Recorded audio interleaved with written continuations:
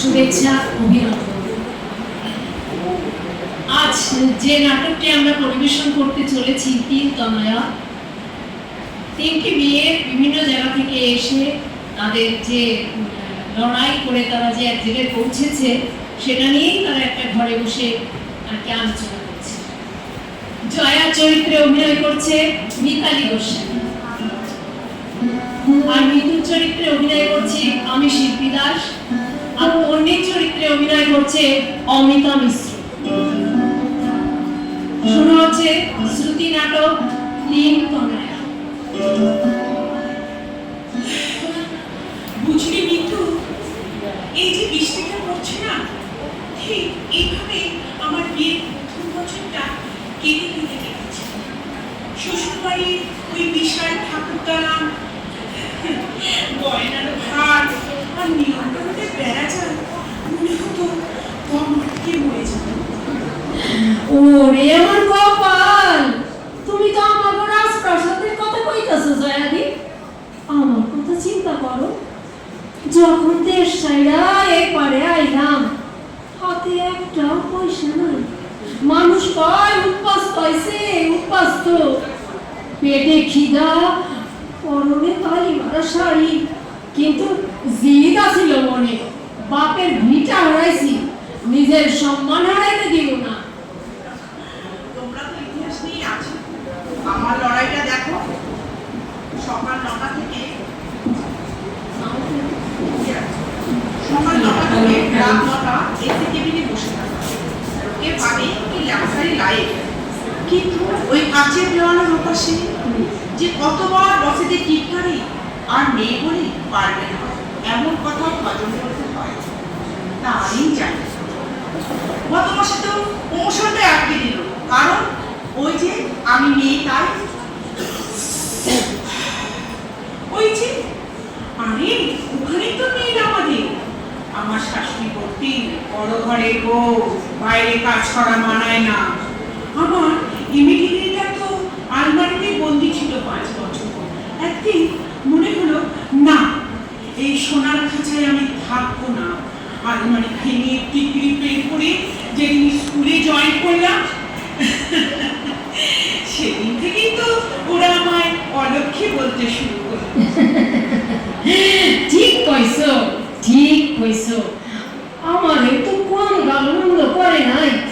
যখন আমি প্রথম মাছের ব্যবসা শুরু করলাম, বাজারের মানুষ হাসতো, মেয়ে মানুষ আইছে মাছ বেচতে। আমি কইলাম মাছ বেশি আর যাই করি, আমার পোলা ভান্ডারে তো আর না খাইয়া রাখুন না। আজ ওই বাজারে আমার 5-5টা দোকান। সেই মানুষগুলাই এখন কয় মিতুদি আমাকে একটু বলতে দেন তো। তোমরা কত স্ট্রং। আমি না গত সপ্তাহে খুব ভেঙে পড়েছি। ডিভোর্সের পর যখন একা ফ্ল্যাটে থাকি, মাঝরাতে ভয় ঘুম ভেঙে যায়। ভাবি সমাজ আমাকে কি চোখে দেখছে। একাকিত্ব বড় ভয়ঙ্কর জিনিস, একাকিত্ব বড় ভয়ঙ্কর। আরে পাপি, একাকিত্ব মানেই তো স্বাধীনতা। আমি তো সেই লড়াই লড়ছি এখনো। হ্যাঁ, ঘরে ফিরলে স্বামী কথা বলে না, কারণ আমি ওর চেয়ে বেশি বেতন পাই। ইগো লাগে ওর, ইগো লাগে। কিন্তু আমি হাসি, কারণ আমার নিজের টাকায় কেনা শাড়ির হাঁসটা আমার কাছে অনেক বেশি দামি। একদম একদম মনের মধ্যে আনন্দ রাখতে হয়।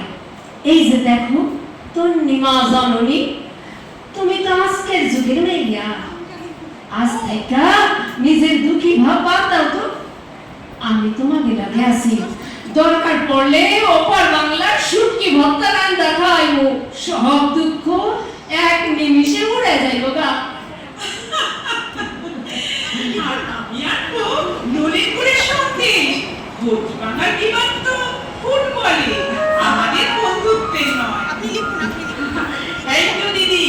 জানো তো, অফিস পলিটিক্স আর ব্যক্তিগত কষ্ট মিলে আমি তো হাসতেই ভুলে গেছিলাম। আমাদের লড়াই শুনে মনে হয় আমার বাধাগুলো তো অনেক ছোট। বাধা ছোট বা বড় নারী তুমি সাহস নেই আসো।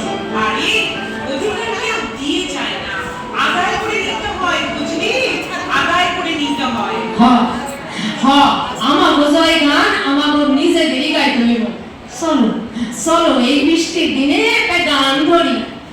জাগো নারী জাগো বন্যী শিখা, জাগো নারী জাগো বন্যী শিখা, জাগো সাহসী মানতে রক্ত টিকা, জাগো নারী জাগো বন্যী শিখা। নারী অধিকার দিবসে আমাদের শপথ একটাই, আমরা হারুম না, আমরা হাসুম। আমরা বাঁচবো, আমরাই জয় করবো। উফ, এই ছেলেটা না একদম জ্বালিয়ে মারছে।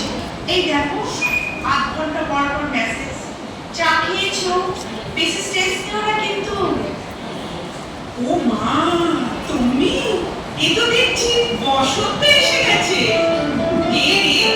সেই অফিসের কলিগ ছেলেটা? দিদি, ডিভোর্সের পর তো ভেবেছিলাম জীবনটা মরুমুখী হয়ে গেছে, কিন্তু ও না অদ্ভুত। বলে কি জানো, তুমি কর্পোরেট লেডি নও, তুমি একটা কবিতার বই।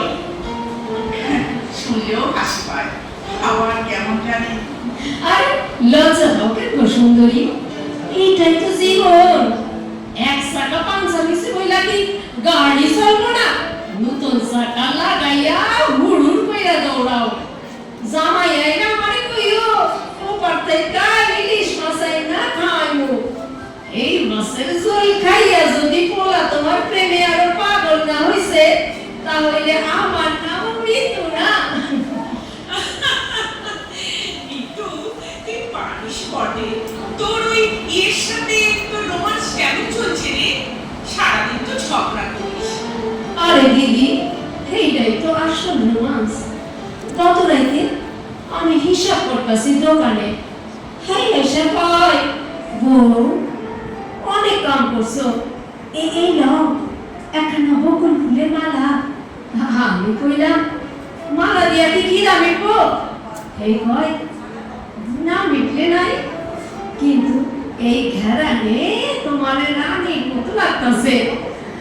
বুঝলেন দিদি, ওই এক কথাতেই সারাদিনের ক্লান্তি শেষ।